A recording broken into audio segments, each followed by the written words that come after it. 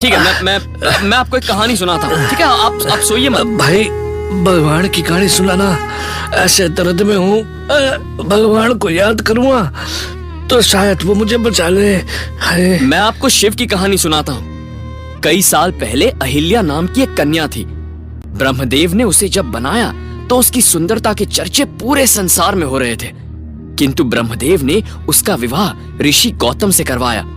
लेकिन इंद्रदेव इससे संतुष्ट नहीं थे और वो चंद्रमा के पास गए।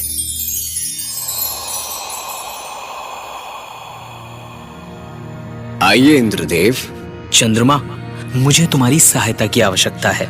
मेरी कैसी सहायता? कल सुबह ऋषि गौतम और अहल्या के आश्रम में रात ढलने से पहले ही सुबह होने का संकेत देना होगा। मैं कुछ समझा नहीं, मैं क्या करूं? चंद्रमा, तुम्हें केवल ऋषि गौतम को सुबह होने का संकेत देकर उन्हें जगाना होगा। किंतु क्यों? क्यों उठाना है उन्हें? मैं कई दिनों से ऋषि गौतम और अहल्या को देख रहा हूँ। ठीक सूरज उगने से पहले गौतम ऋषि आश्रम छोड़कर नदी में स्नान और प्रार्थना करने जाते हैं। मैं अभी भी समझ नहीं पा रहा हूँ इंद्रदेव। उन्हें समय से पहले उठाकर क्या मिलेगा? चंद्रमा, गौतम ऋषि आश्रम छोड़ेंगे तो ही तो मैं अहल्या से मिल सकता हूँ। इंद्रदेव,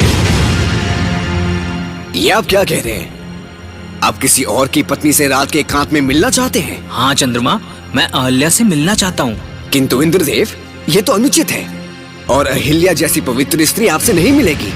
इसीलिए मैं ऋषि गौतम के भेष में जाऊंगा और इसीलिए मुझे सहायता चाहिए तुम्हारी। ये महापाप है इंद्रदेव, ये अनुचित है।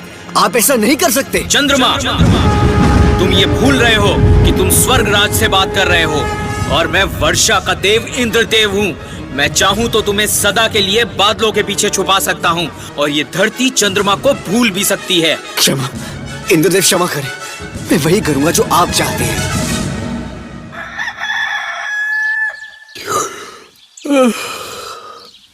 इतनी शीघ्र सवेरा हो गया।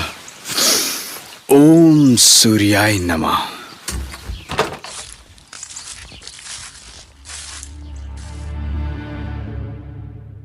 इंद्रदेव, ऋषि गौतम नदी की ओर चले गए हैं। तुमने अच्छा किया।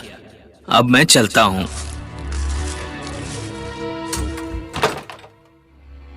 अहिल्या, अहिल्या, उठो।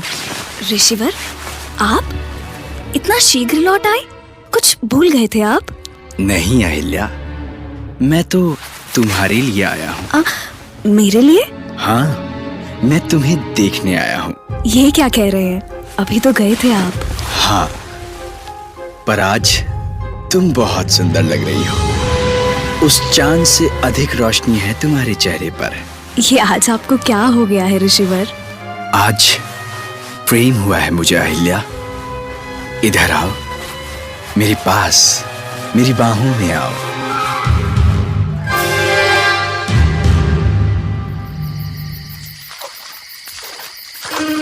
ये क्या? ये नक्षत्र अभी तक हैं? इसका अर्थ तो ये हुआ कि अभी तक सुबह हुई नहीं है। तो वो संकेत? हे ईश्वर, कहीं कोई छल तो नहीं है? मुझे मेरे आश्रम लौटना होगा। कैसा लग रहा है तुम्हें? आपकी भुजाओं में कितना सुख है। यदि तुम चाहो तो ये सुख तुम्हें हर दिन मिल सकता है। अहिल्या! ऋषिवर, यदि आप वहाँ हैं तो ये कौन है? ये क्या हो रहा है? मैं इंद्र हूँ अहिल्या, मैं तुमसे प्रेम करता हूँ। चुप करो। तुमने एक देव होकर, वो भी स्वर्गराज होकर, एक पराई स्त्री को बुरी दृष्टि से देखा। धिक्कार है तुम पर, धिक्कार इंद्रराज। तुमने घोर पाप किया है और तुम्हारा पाप ऐसा है जिसके लिए तुम्हें क्षमा कभी नहीं किया जा सकता, कभी भी नहीं। किंतु ऋषि, बस, और कुछ भी कहने की आवश्यकता नहीं है इंद्रराज, और मैं कुछ और सुनना नहीं चाहता। मैंने स्वयं देखा है अपनी आंखों से आपका छल इंद्रदेव।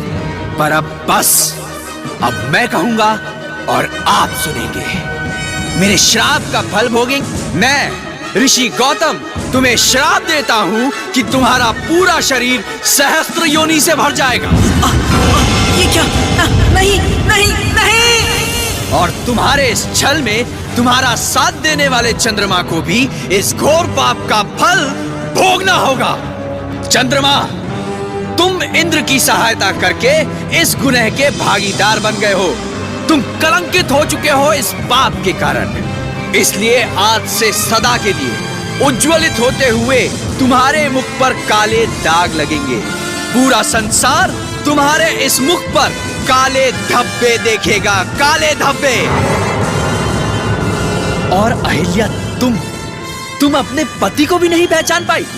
मैं तुम्हें श्राप देता हूं कि तुम सहस्त्रों वर्षों तक ना किसी के सामने आ पाओगी और ना ही इस आश्रम से बाहर जा पाओगी, क्योंकि तुम इस आश्रम में पत्थर बन के रह जाओगी। और तुम्हें श्राप से मुक्ति तभी मिलेगी जब इस पूरे ब्रह्मांड का सर्वश्रेष्ठ सत्यवादी व्यक्ति का स्पर्श तुम्हें प्राप्त होगा।